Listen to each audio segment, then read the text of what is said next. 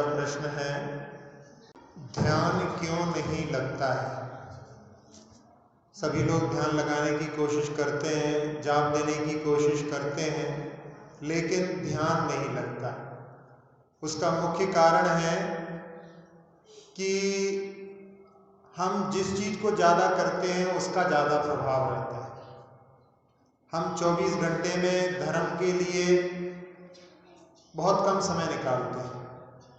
अपन एक उदाहरण के रूप में देखें कि यदि आधा घंटा कोई समय देता है 24 घंटे में, तो कैसा हो गया कि जैसे 24 ग्राम अपने को चटनी बनाना है, उसमें 23.5 ग्राम तो नीम है और आधे ग्राम शक्कर है, तो चटनी कितनी मीठी बनेगी? कड़वी रहेगी। तो जो ज़्यादा रहता है उसका प्रभाव अपने ऊपर पड़ा रहता है। अपन जब ध्यान करने बैठते हैं, जाप करने बैठते हैं, तो जो अपन ने 23.5 घंटे किया है वही सब यहाँ पर मन में घूमने लगता है। लेकिन ऐसा एकांत नहीं है। आचार्य जी कहते हैं, बंधे दिकौ पारणामिकौ च तत्वार सूत्र के 5वें अध्याय का सूत्र है। जो अधिक सामर्थ्य वाला होता है वो कम सामर्थ्य वाले को अपने रूप में परिणत कर लेता है। तो उसमें उदाहरण देते हैं आचार्य जी के 100 किलो दूध हो और 50 ग्राम जामुन हो, तो 50 ग्राम जामुन क्या करेगा? 100 किलो दूध को भी अपने रूप में बना लेगा।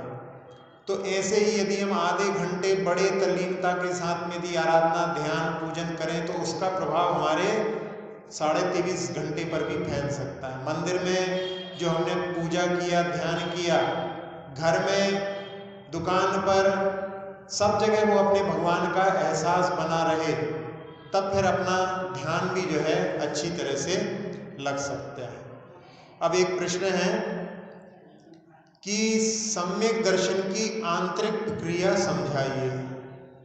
सम्यक दर्शन, जिसको कि समीचीन श्रद्धा कहते हैं, लेकिन ये बाहरी जो श्रद्धा होती है वो एक बाहरी प्रक्रिया में उसको संवेग, आस्तिक, अनुकंपा आदि के माध्यम से, प्रशमादि भावों के माध्यम से जाना जाता है, लेकिन अंदर में कर्म की प्रक्रिया भी घटित होती है। उस कर्म की प्रक्रिया में मिथ्यात्व नाम का कर्म रहता है। जो जीव सबसे पहले सम्यक दर्शन को प्राप्त करता है, तब उस समय में मिथ्यात्व के 3 टुकड़े हो जाते हैं। एक मिथ्यात्व, एक सम्यक मिथ्यात्व और एक सम्यक प्रकृति।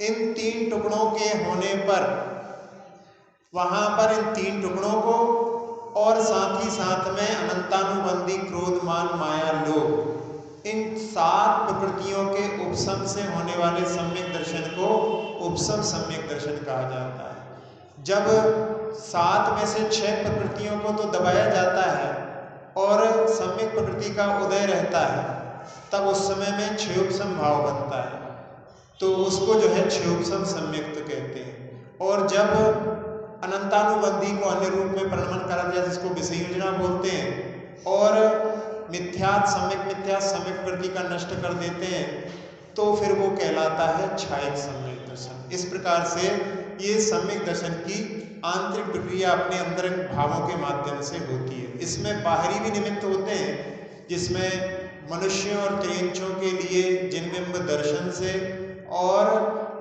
शास्त्र श्रवण से, और एक जाति स्मरण होता है, पूर्व भाव का कोई स्मरण आ जाए, उसके माध्यम से भी सम्यक दर्शन चारों गतियों में हो सकता है। देवों में वहां पर दूसरों की, बड़े देवों की रिद्धियों को देख करके भी हो सकता है। पंच कल्याणक में भगवान के वहां पर भी हो सकता है, धर्म स्मरण से भी हो सकता है, जाति स्मरण से भी हो सकता है।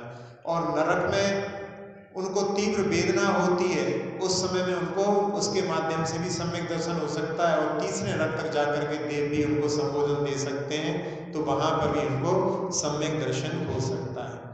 अब एक प्रश्न है कि क्या प्रथमोपशम सम्यक दर्शन कई बार प्राप्त कर सकते हैं? प्रथमोपशम सम्यक दर्शन जो जीव जिनकी उम्र बहुत ज्यादा रहती है वो कई बार भी प्राप्त कर सकते हैं। तो वो जीव कौन कौन से होंगे? तो भोग भूमि के जीव हैं, नारकी हैं, देव हैं, ये कई बार प्राप्त कर सकते हैं। लेकिन मनुष्यों में जो कर्म भूमि के जो हैं वो केवल एक बार प्रथमोपशम सम्यक दर्शन प्राप्त कर सकते हैं। उसमें कारण ये है कि जो प्रथमोपसन सम्यक दर्शन होता है उस समय में उसके 3 टुकड़े हो जाते हैं, और 3 टुकड़े होने के बाद में जब वो मिथ्यात्व को प्राप्त कर लेता है तो 2 टुकड़ों की उद्वेलना होकर के मिथ्यात्व कर्म बड़ा बनता है। जब तक वो पुनः तोड़ने लायक नहीं बनेगा तब तक वो फिर से पुनः प्रथमोपसन सम्यक दर्शन प्राप्त नहीं कर सकता। इसलिए उसको उद्वेलना में पल्ले का असंख्यात भाग लगता है। पल्ले जो होता है वो असंख्यात होता है, उसका संख्या भाग भी असंख्यात होता है, और कर्म भूमि में जो आयु होती है वो संख्यात होती है।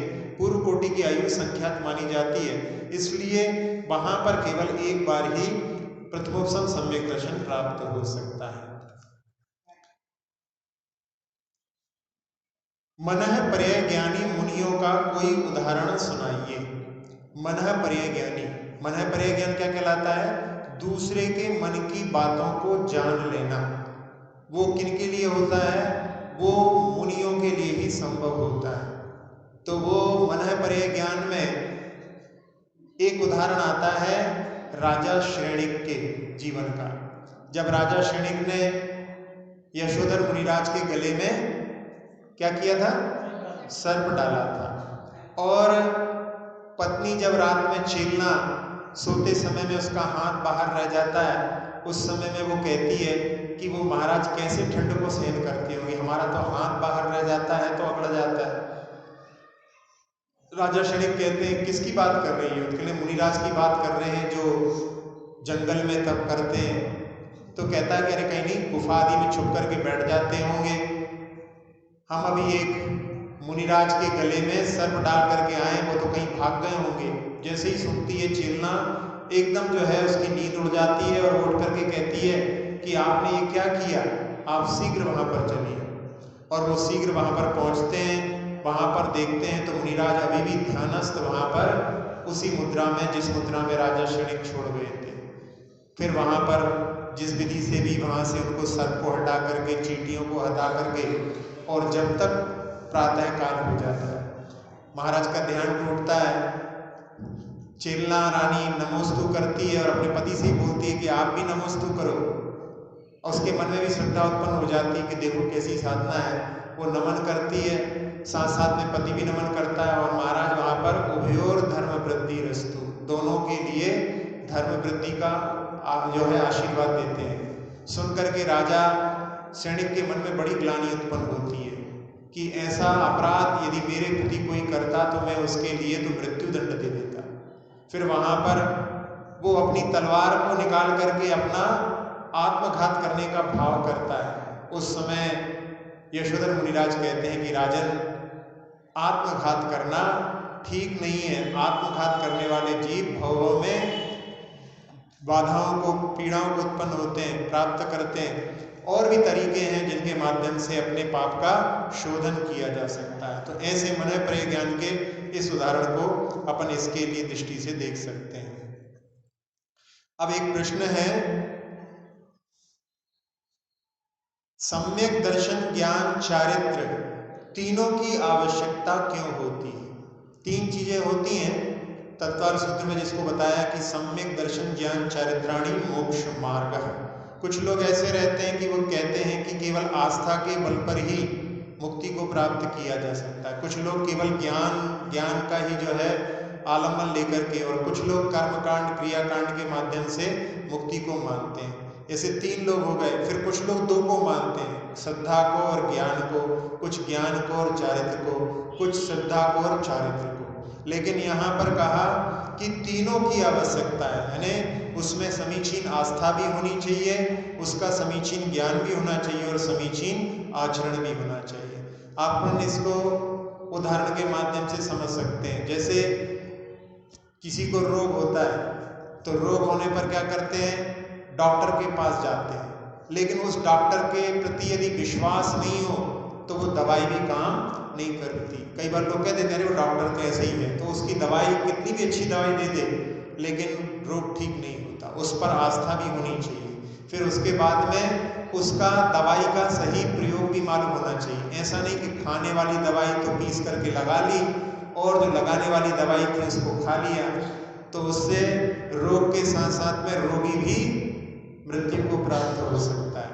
और साथ ही साथ में उस दवाई का प्रयोग भी करना आवश्यक है, उसका प्रयोग का ज्ञान भी जरूरी है और प्रयोग करना भी आवश्यक है।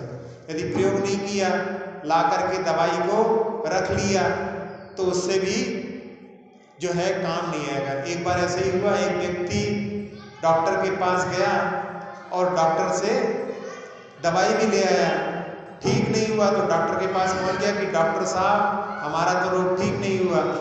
तो डॉक्टर साहब ने कहा कि दवाई ले ली थी, तो कहले हाँ कंपाउंडर ने दे दी थी तो हमने ले ली थी। तो वो कहते हैं डॉक्टर साहब दवाई पी ली थी। अरे नहीं डॉक्टर साहब दवाई तो लाल थी। अरे हम कह रहे हैं दवाई को पी लिया था। अरे कहले डॉक्टर साहब आप कैसी बातें करते हो, दवाई को कोई पी लिया होता, पी लिया तो मुझे है। अरे हम कह रहे हैं दवाई खाली थी। नहीं डॉक्टर साहब शीशी पूरी भरी थी। फिर कहते हैं कि अरे दवाई को अपने मुंह में रख लिया था। अरे नहीं डॉक्टर साहब कंपाउंडर ने बोला था कि फ्रिज में रखना, वो फ्रिज में ही रखी हुई। अब दवाई खाएंगे नहीं तो कैसे ठीक होंगे। तो इसलिए तीनों चीज की आवश्यकता होती है। अब जो ज्ञान होता है उसमें 3 प्रकार के दोष हो सकते हैं। एक संशय हो सकता है, फिर एक विपरीतता हो सकती है और एक अनध्यवसाय होता है। इनके स्वरूप को समझाइए। तो संशय जहाँ पर 2 कोटि के बीच में व्यक्ति का मन डोलता है वो संशय कहलाता है। विपर्य में उसको विपरीत ग्रहण कर लेता, जो है नहीं उसको विपरीत ग्रहण कर लेता। और अनध्यवसाय में होगा कुछ ध्यान ही नहीं देता उसकी ओर, वो अनध्यवसाय कहलाता है। इसको उदाहरण के माध्यम से समझने के लिए एक सेठ जी थे, उन्होंने 2 छोटे छोटे कुत्ते के जो पिल्ले होते हैं पपीज, वो अपने खरीद करके लाए थे और दोनों को जो है अपने हाथों में लेकर के जा रहे थे। 3 ठगों ने देखा, उन्होंने सोचा कि इनसे अपन ये कैसे प्राप्त करें। तो उन्होंने वहां पर आपस में चर्चा की और थोड़ी थोड़ी दूर पर वो लोग खड़े हो गए। एक व्यक्ति वहां पर देख करके बोलने लगे, अरे सेठ जी ये बिल्ली के बच्चे कहाँ से ले आए। तो सेठ जी ने सुनकर के बिल्ली के बच्चे क्या बोल रहा है, यानी ये हो गया अनध्यवसाय जैसी स्थिति। फिर आगे थोड़ा बचे, आधे फलांग गए, तो वहां पर फिर उसने कहा कि अरे सेठ जी ये बिल्ली के बच्चे तो बड़े प्यारे लग रहे हैं। तो इस बार तो उन्होंने अपने उन दोनों पिल्लों को पास में सामने ला करके देखा, कहीं ऐसा तो नहीं, यानी उनको संशय होने लगा ये बिल्ली के बच्चे तो नहीं है सही में। कोई कि एक व्यक्ति बोले ठीक, दूसरा भी यही बोल रहा है। फिर और आगे बढ़े तो फिर कहने लगे कि सेठ जी ये बिल्ली के बच्चे तो बड़े ही सुंदर हैं। फिर से उसने कहा, तो इस बार तो उनको बिल्कुल निश्चय हो गया और उन्होंने कहा कि अरे हम तो सोच रहे थे कि बिल्ली के बच्चे तो ऐसे ही मिल जाते हैं, लेकिन कुत्ते के जो पिल्ले बड़ी मुश्किल से मिलते हैं, हम खरीद के लाए, लेकिन उसने हमको बिल्ली के बच्चे दे दिए। उनको वहीं पर छोड़ करके वो सेठ जी आगे बढ़ गए। तो वहां पर उन ठगों का वो काम सिद्ध हो गया। तो ये कहलाता है विपरीत, उसको विपरीत ग्रहण कर लिया, पहले कुछ नहीं ध्यान दिया। ऐसे ही जहाँ आत्मा के बारे में बताया जाता है तब उस समय अरे आत्मा क्या होती है ध्यान ही नहीं देना, वो अनध्यवसाय। फिर आत्मा अलग है, शरीर अलग है कि शरीर ही आत्मा है, इस प्रकार का संशय होता है। और उसमें अरे कुछ नहीं, आत्मा कुछ नहीं होती, बस जो शरीर है वो ही आत्मा है, ऐसा यदि ग्रहण कर लिया तो वो विपरीत कहलाता है।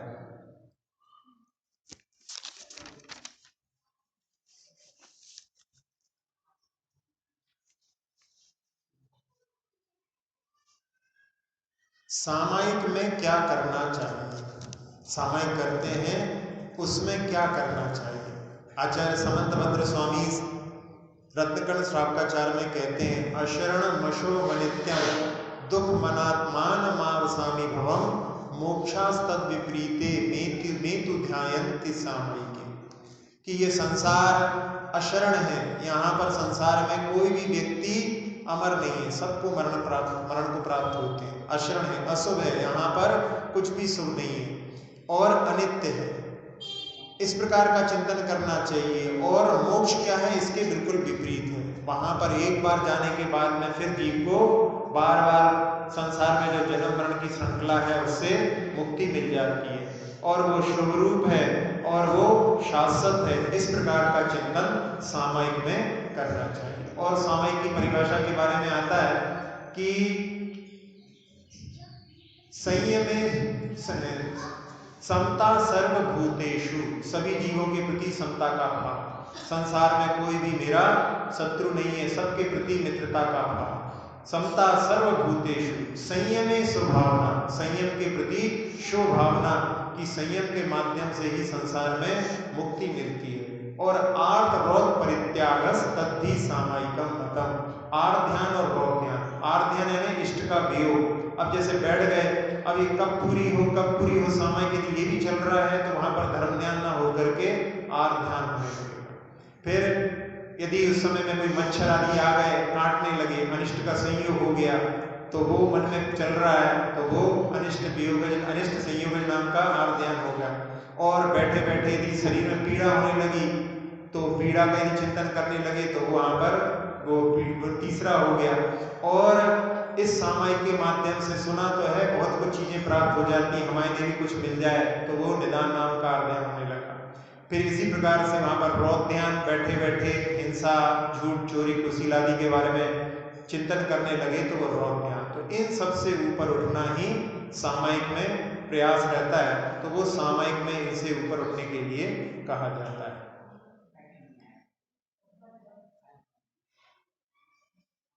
क्या किसी को चौका लगाने के लिए कह सकते हैं या मना कर सकते हैं? कई बार ऐसा होता है कि लोग दूसरों के लिए कि अभी हमें पहले हमारे यहाँ हो जाने तो फिर तो है तुम चौका लगाना, ऐसा जो है मन निषेध करना अच्छा नहीं है। किसी को चौका लगाने के लिए प्रेरित करना तो ठीक है कि आप भी चौका लगाएं, लेकिन किसी के लिए निषेध करना ठीक नहीं। आप लोगों ने वो कथानक सुना होगा कि जिसमें राजा ने कि मासोबासी मुनिराज का आहार हमारे यहाँ ही होगा और किसी के यहाँ नहीं होगा। और वो वहां पर जब महाराज का जो पारणा का समय था उस समय में वहां एक हाथी जो उनकी गजशाला का था वो वहां पर उसने जंजीर तोड़ ली और वो सब जगह उपद्रव मचाने लगा। उसके चक्कर में राजा भूल गया प्रदान करने के लिए, महाराज का पालना नहीं हो पाई। दूसरी बार पंचचक्र का आक्रमण हो गया, तीसरी बार अग्नि लग गई। ऐसे करते करते बाद में उन मुनिराज को ज्ञात हुआ कि राजा ना तो स्वयं आहार देता है और ना किसी दूसरे को देने देता है। और उस समय उन्होंने निदान कर लिया और वही जो है मुनिराज मर करके कंस के रूप में उत्पन्न हुए। उन्होंने जिन राजा ने निषेध किया था उनको ही उन्होंने बंदी बना लिया था। तो इसलिए कभी किसी के लिए निषेध करना ठीक नहीं है। एक इसमें दिया है प्रश्न के रूप में कि बहुत सारे लोग आहार दान के समय में बहुत सारी चीजें बनाते हैं, तो क्या जिनकी सामर्थ्य नहीं है तो वो क्या आहार दान ना दें? ऐसा जो है लोगों की गलत धारणा हो गई है कि बहुत सारे लोग एकत्रित हों, बहुत सारे आइटम बने तभी जो है चौका लगाना सार्थक होता है। एक बार तो एक महाराज जी का उत्तर प्रदेश की घटना है, बहुत पहले की घटना है कि एक महाराज जी ने एक ऐसी विधि ली, विधि होती ना महाराज जी के आहार की, उन्होंने ऐसी विधि ली कि पड़खान हर चौके में होता था, यानी हर चौके में जाते थे और वहां पर मुनिराज के पड़खान के बाद में क्या करते हैं, उनको घर में ले जाते हैं, उनकी पूजा करते हैं। पूजा करने के बाद में फिर आहार दिखाते हैं। तो आहार दिखाते थे और वो वहां पर उनकी विधि नहीं मिलती थी तो वो लौट जाते थे। हर चौके में जाते थे, लौट जाते थे। 2-4 दिन हो गए, उस गांव में विधि नहीं मिली। तो महाराज ने सोचा कि ये विधि नहीं मिल रही है, पास पास में भी कुछ ऐसी जगह थी कि 7-8 किलोमीटर 6 किलोमीटर पे भी गांव होंगे। तो महाराज उस जगह से दूसरी जगह चले गए और वहां पर उनकी विधि मिली। एक बहुत गरीब परिवार था, उस घर में जो है विधि मिली। वो विधि कैसी थी कि महाराज ने विधि ली थी कि एक अन्न थाली में दिखाए। कितना भी गरीब घर होगा जो है दाल रोटी चावल 3 तो जो है दिखाई देगा। तो ऐसे करके उनकी विधि नहीं मिलती। तो उनका नियम था एक अन्न। तो क्या था, वो गरीब घर था, उसने किसी का कोई कार्य किया था, उस किसान ने उसके लिए चने दिए थे। तो चने की ही उसने रोटी बनाई थी, चने की ही दाल थी, चने की ही पपड़िया कड़ी आदि जितनी भी आइटम होते हैं सब बेसन के बने हुए थे और उसके यहाँ पर पारणा थी। तो ये ऐसी गलत धारणा है कि जैसा जो लोगों ने, बहुत सारे लोगों ने बनाया है वैसा ही हम बनाएंगे तो फिर जो दान कर सकते हैं। इस प्रकार की धारणा को तोड़ करके अपना जो भोजन करते हैं वही आहार दान में देने का प्रयास करना चाहिए। एक प्रश्न है कि जैन स्वाध्याय के माध्यम से, जैसे बर्नी जी ने जैन धर्म को स्वीकार किया था, क्या ऐसे कुछ और भी उदाहरण मिलते हैं? आप लोगों ने बड़े बर्नी जी के बारे में तो सुना होगा कि मड़ावरा में वहाँ पर जैन सभा लगती थी और बर्नी जी वहाँ पर सुनने के लिए बैठते थे और उसके माध्यम से पद्म पुराण को सुनकर के उनकी जैन धर्म में आस्था हो गई थी। उन्होंने अपनी जीवन गाथा में लिखा भी है कि मैंने रात्रि भोजन का त्याग किया और वो एक नियम मुझे जैन बना गया। ऐसे ही एक बाबा भगीरथ भी थे, वो भी वैष्णव थे और वो दिल्ली के रहने वाले थे। दिल्ली में वो यमुना के स्नान के लिए जा रहे थे और रास्ते में वहाँ पर जैन मंदिर में वहाँ पर पद्म पुराण का वाचन उनके कानों में पड़ा। वो वहाँ पर सुनने लगे। उनको ऐसी रुचि उत्पन्न हुई कि बाद में उन्होंने भी मतलब व्रती बने। वो बल्कि बाबा भगीरथ जो थे उन्होंने बर्नी जी के साथ मिलकर के साधवाद विद्यालय भी खुलवाया था, तो वो भी इस पद्म पुराण के माध्यम से प्रभावित हुए थे। और एक जीवानंद शास्त्री भी थे मेरठ के, वो भी वैष्णवी थे और उनको किसी ने, उनके मित्र ने उनको पद्म पुराण पढ़ने के लिए भेंट किया था। उसको पढ़ करके वो भी आगे व्रती बने। तो स्वाध्याय का प्रभाव जीवन में किस प्रकार से पड़ता है अपन इसके माध्यम से समझ सकते हैं।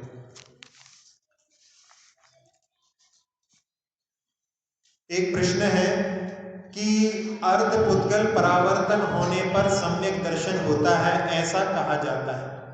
अर्ध पुद्गल परावर्तन, जब काल जीव का अवशिष्ट रह जाता है तब सम्यक दर्शन होता है, तो फिर पुरुषार्थ क्यों करें? जब इतना काल रह जाएगा तब हमको सम्यक दर्शन हो जाएगा।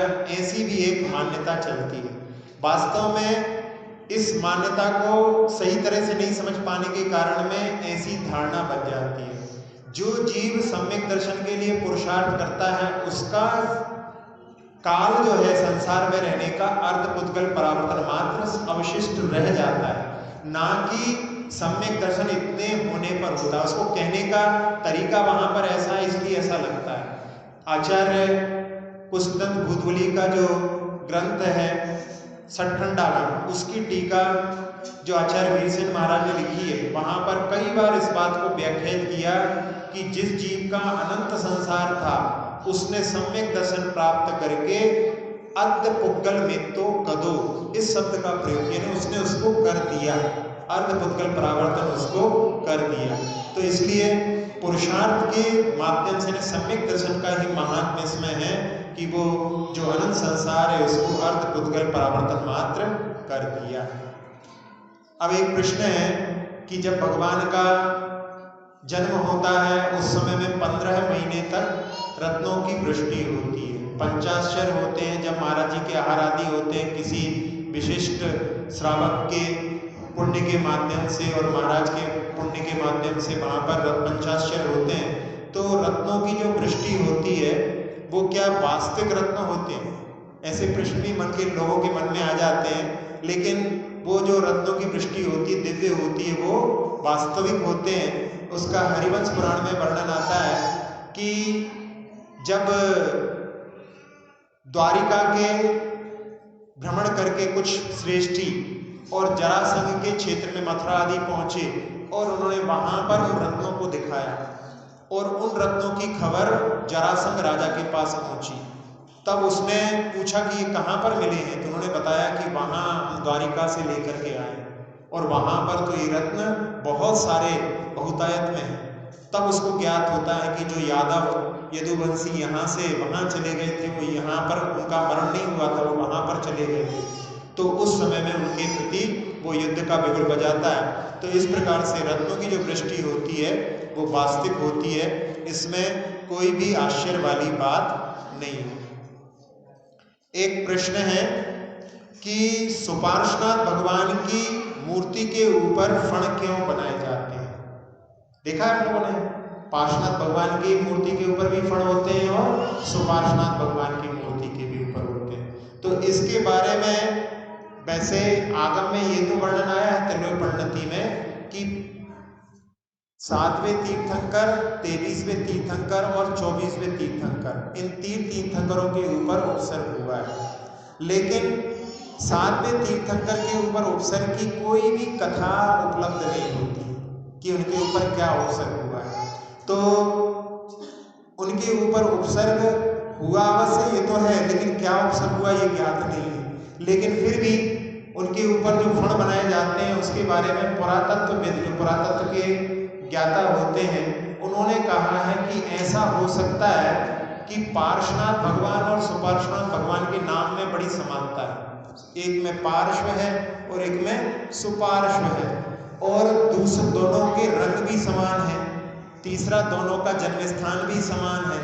तो इस प्रकार से वहां पर पार्श्वनाथ भगवान की मूर्ति के ऊपर फण बनाने वाले को यदि सुपार्श्वनाथ का दिया गया होगा, वो वहां पर भूल गया होगा, तो उनके ऊपर भी फणों का निर्माण कर दिया होगा, ऐसा पुरातत्वविद का कहना है।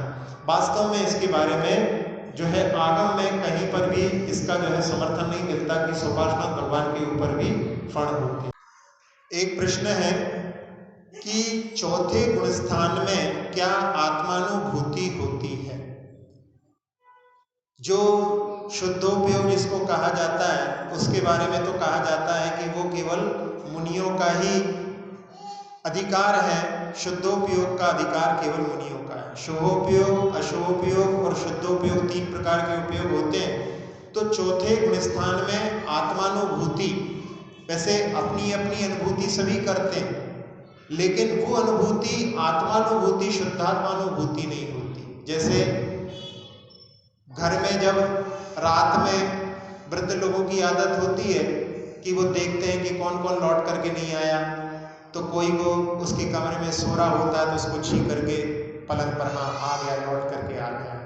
किसी की गंध सूंघ करके उसका परफ्यूम आदि के हाँ वो भी घर में आ गया है, किसी को देख करके, किसी की आवाज़ सुन करके समझ सकते हैं।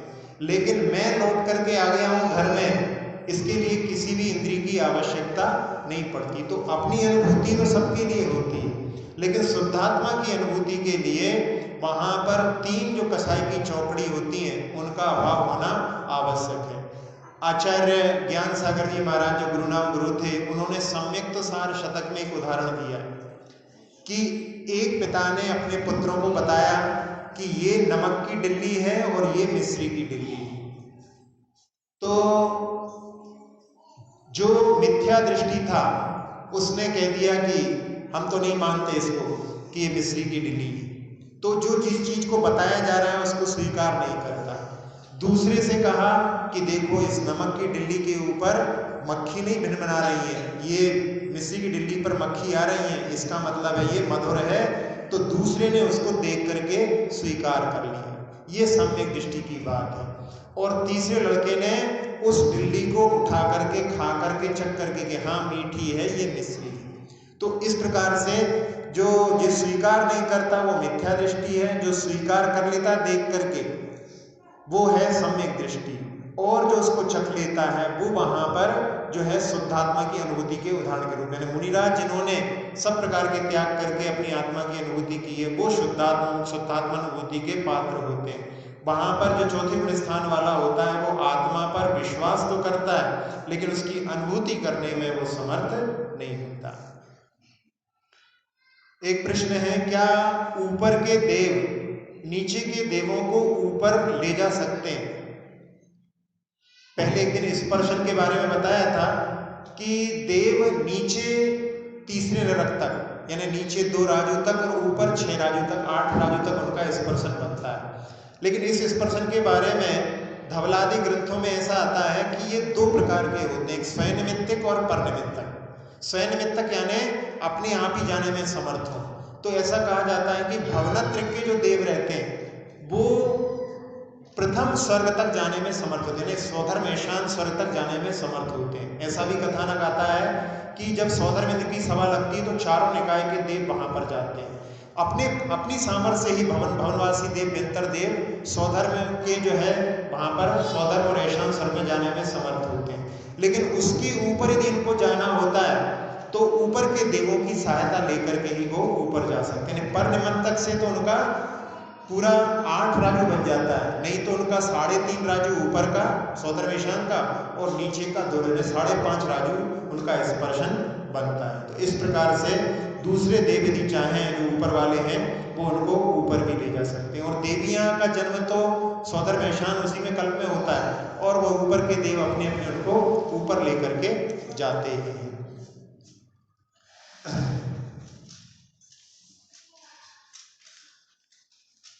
प्रश्न है कि छद्मस्त किसे कहते हैं? छद्मस्त जिनको केवल ज्ञान केवल दर्शन नहीं होता वो छद्मस्त कहलाते हैं, यानी 12वें गुण स्थान तक के जो जीव रहते हैं वो छद्मस्त कहलाते हैं।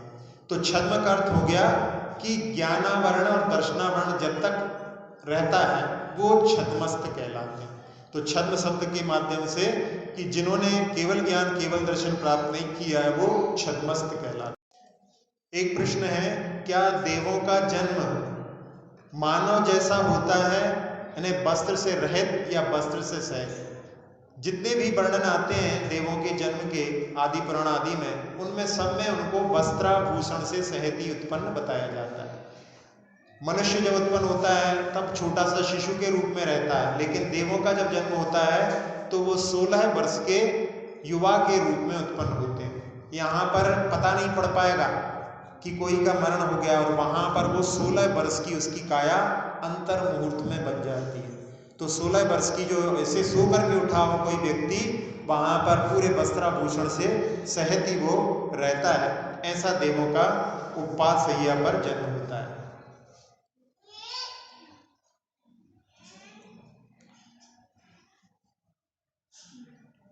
कौन सी जगह पर कौन सा काल चलता है, इसके बारे में ये बताया जाता है कि देवगति में प्रथम काल है, जैसे भोगभूमि का प्रथम उत्तम भोगभूमि जैसा काल उनका हमेशा बना रहता है। नारकियों में हमेशा छठा काल बना रहता है। और त्रियंश और मनुष्य जो रहते हैं कर्मभूमि के, उनमें 6 काल का परिवर्तन होता है। और जो कुभो भूमि रहते हैं वहां पर तीसरा काल बना रहता है। और इसके बाद में जो स्वयंभू रमण समुद्र है और वो आधा द्वीप है, वहां पर पंचम काल जैसा ही स्थान बना रहता है। और विधि जो क्षेत्र है वहां पर हमेशा चौथे काल जैसी स्थिति बनी रहती है।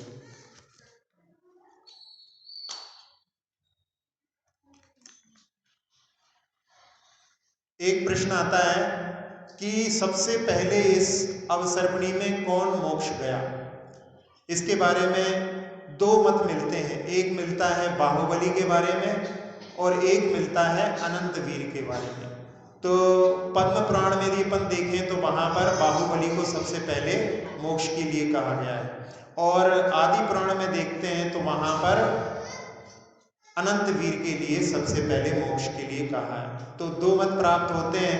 तो इसमें पहले भी कहा था कि जब तक अपने पास में कोई प्रत्यक्ष ज्ञानी स्पष्ट बताने वाले नहीं है तब तक अपन दोनों को स्वीकार करके चल सकते हैं। अब एक प्रश्न है कि जाति स्मरण क्या होता है? जाति स्मरण यानी पूर्व भव का स्मरण हुआना, वो जाति स्मरण कहलाता है।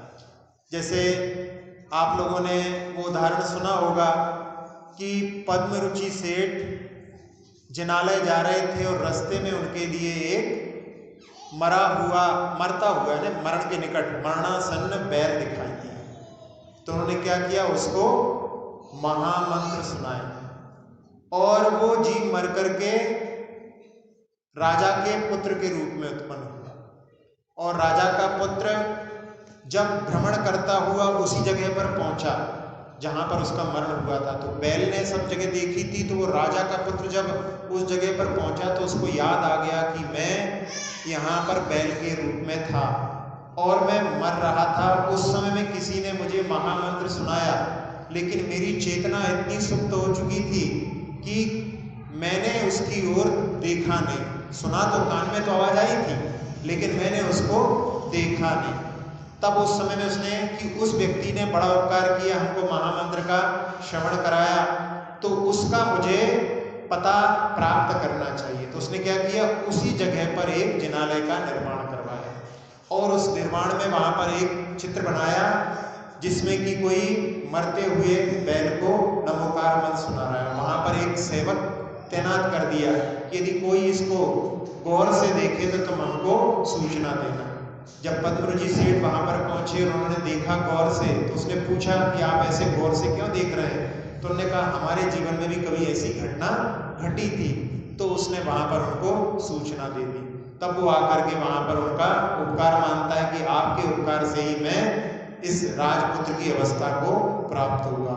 तो ये जो है, जहां पर जिस जगह पर यदि पहुंच जाता है, उस जगह को देख करके, उस घटना को देख करके उसको पूर्व का जो स्मरण हो जाता है, वो जाते स्मरण कहलाता है। जैसे कि राजा श्रेयांश जिस समय में आदिनाथ भगवान मुनि अवस्था में आहार के लिए हस्तिनापुर पहुंचते हैं और वो स्वप्न उनको आए थे, उस बताया था कि आज कोई विशिष्ट व्यक्ति का लाभ मिलेगा, और उनके जब वो आते हैं तो उनके पास में पहुंचते, जब उनके आभा मंडल में प्रवेश करते हैं तो उनको पूर्व भाव का, 7 भाव पूर्व का, उनको जब वो श्रीमती रानी थे और वो बज्जजंग राजा थे, उस समय में उन्होंने आहार दान दिया था, उसका स्मरण उनको हुआ है। तो इस प्रकार से ये जाते स्मरण का वर्णन होता है। इसके माध्यम से सम्यक दर्शन भी प्राप्त हो सकता है। एक कल्याण कार्यक्रम नाम का एक ग्रंथ है उग्र आदित्य आचार्य का। उस ग्रंथ में लिखा है कि जो जीव ऋजु गति से मरण को प्राप्त होकर के उत्पन्न होते हैं, उनके जाते स्मरण की संभावनाएं ज्यादा रहती हैं, क्योंकि जब जीव मरण करके जाता है तो वो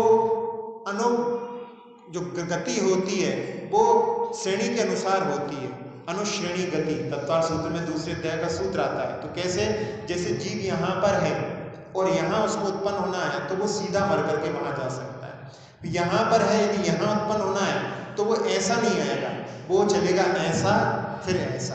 यानी जैसे ग्राफ पेपर होता है, ग्राफ पेपर में सीधी लाइन होती है और खड़ी लाइन होती है, तो उसके अनुसार जीव गति करता है, यानी टेढ़ा नहीं जाता। या इसको अपन समझ सकते हैं शतरंज खेलने वाले कि उसमें हाथी की जो चाल होती है, हाथी की चाल सीधा चलता है या आड़ा चलता है, ऊंट की चाल टेढ़ी होती है, लेकिन वैसे नहीं, जीव जब मरण को प्राप्त होता है तो श्रेणी के अनुसार जाता है। तो उसमें जो सीधा उत्पन्न होता है उसके लिए उसमें लिखा है कि वो उनके लिए संभावना है। उसमें कारण क्या है कि जब व्यक्ति मर करके सीधा उत्पन्न होता है तो उस समय में अनाहारक नहीं होता, आहारक ही रहता है, यानी रास्ते में ही अपने शरीर के लिए प्रगणाओं को ग्रहण कर लेता है। इसमें जो है आचार्य उग्रदत्त आचार्य ने बताया है कि उसमें उसके जाते स्मरण की संभावनाएं ज्यादा रहती है।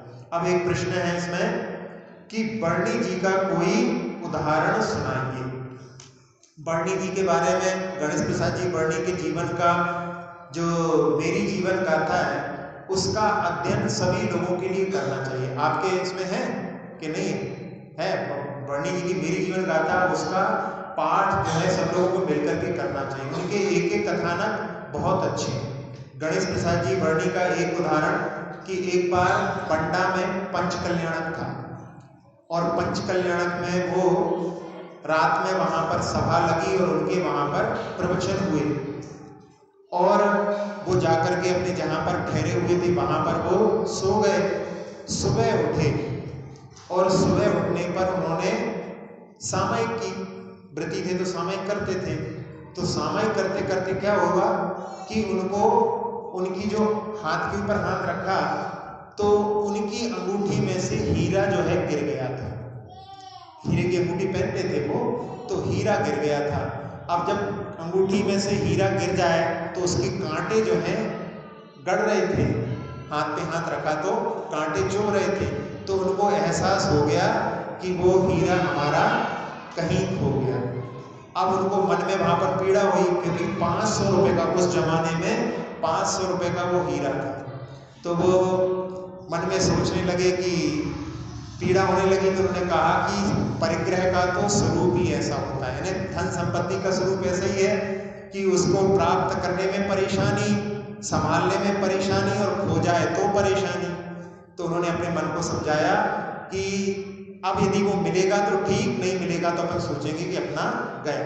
ऐसे उन्होंने अपने मन को समझाया, सामायिक की, और बाद में वहाँ पंचकल्याणक में घोषणा करवा दी कि वो हीरा यदि किसी को मिले और देने की भावना हो तो दे सकता है, यदि नहीं देने की भावना है तो 500 रुपये से कम में ना बेचे। यानी उसकी कीमत बता दी कि 500 रुपये का है, जिससे कि वो ठगा नहीं जाए, कोई इसको ठग ना ले, लाभ लेना चाहे तो पूरा लाभ ले। और एक बच्चा उस हीरे को लेकर के आ गया और उसने कहा कि ये हीरा हमको मिला है। तो उसने बच्चे ने कहा कि बर्डी जी हम आपसे एक बात कहें। तो बर्डी जी ने कहा हाँ हाँ कहो। तो उन्होंने कहा कि आप व्रती हैं और आप हीरे की अंगूठी पहनते हैं, आपको ये शोभा नहीं देता। छोटे से बच्चे ने बर्डी जी से कहा। तो बर्डी जी ने कहा तय तो हमारा गुरु है। उससे गुस्सा नहीं हुए, उस छोटे से बच्चे से कह दिया कि तू तो हमारा गुरु है। और उस समय में बर्डी जी एक चमेली का तेल लगाते थे। उस चमेली का तेल भी महंगा आता था, जितने तेल को लगाते थे उतने में एक व्यक्ति पूरा भोजन कर ले, उतने का तेल लगाते थे। तब उस समय में उन्होंने दोनों चीजों का त्याग कर दिया। फिर बर्डी जी ने उस बच्चे से पूछा कि तुम्हारा ऐसा मन नहीं हुआ कि ये हीरा हम अपने पास ही रख लें, ना दें? कहले पहले हुआ था मन, लेकिन हुआ क्या, जिस समय में हमने हीरे को उठाया था एक बच्चे ने देख लिया था। अब एक ने देख लिया है तो वो सबसे कहेगा कि इसको हीरा मिला है, इसलिए हमने आकर के आपको दे दिए। यदि नहीं देख रहा होता तो हम नहीं देते। बच्चे ने बिल्कुल साफ साफ बता दिया। तो ऐसी जो है स्थिति होती है। उस समय में उन्होंने हीरे का वो त्याग कर दिया और वो तेल लगाते थे उसका भी उन्होंने त्याग कर दिया। अब अपन थोड़ी देर के लिए ध्यान करते हैं। सभी लोग ध्यान की मुद्रा में बैठने का प्रयास करें। एक बार ओम का नाद सब मिल करके करेंगे जिससे अपना मन शांत हो जाए।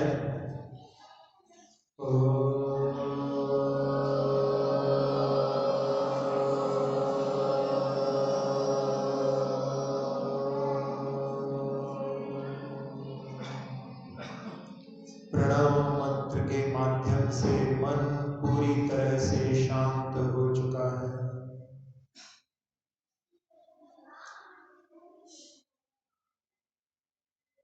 वो समय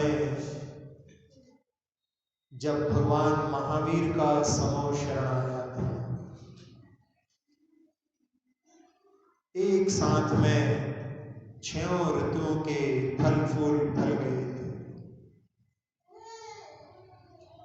राजा श्रेणिक बागवान के द्वारा लाए हुए 6 ऋतुओं के फल के माध्यम से जान गए कि भगवान का समो शरण आया। उन्होंने परोक्ष में जिस दिशा में विपलाचल पर्वत है उस दिशा में 7 कदम बढ़ करके ढोक दे करके वहीं से भगवान को नमोस्तु किया।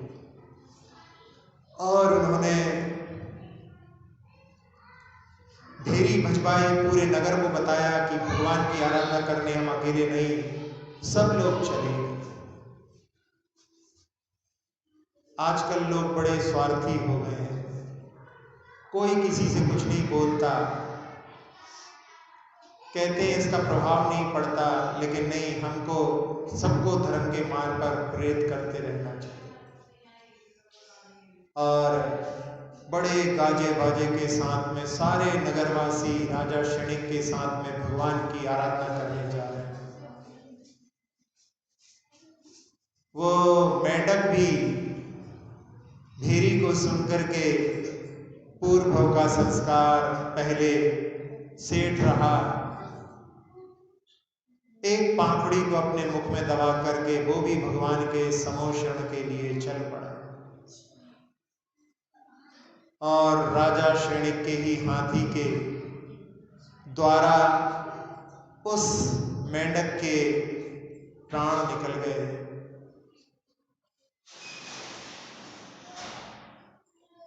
और वो जाकर के वैमानिक देव बना।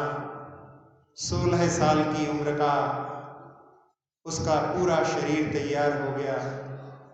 और उसने अपने अवधि ज्ञान के माध्यम से जान भी लिया कि मैं समोषण की वंदना के लिए जा रहा था। और वो समोषण की वंदना करने के लिए पहुंच गया। इधर राजा श्रेणिक पहुंचते हैं और उस देव को देखते हैं जिसके मुकुट में मेंढक का चिन्ह बना हुआ है। पूछते हैं तो वहां पर गौतम गणधर स्वामी कहते हैं कि ये वही जीव है जो समोषण के लिए पांखड़ी लेकर के जा रहा था। तुम्हारे हाथी के द्वारा मरण हमको प्राप्त हुआ, लेकिन शुभ भावनाओं के माध्यम से इसने देवपद प्राप्त किया। अब दिव्य द्रव्य लेकर के भगवान की आराधना करने के लिए यहाँ पर उपस्थित हो गया है। भगवान महावीर जहाँ पर 8 प्रातिहार्यों से सुशोभित हो रहे हैं, चारों ओर उनके मुख दिखाई दे रहे हैं। जिस भी दिशा से जाकर के देखो ऐसा लगता है भगवान हम ही को निखार रहे हैं।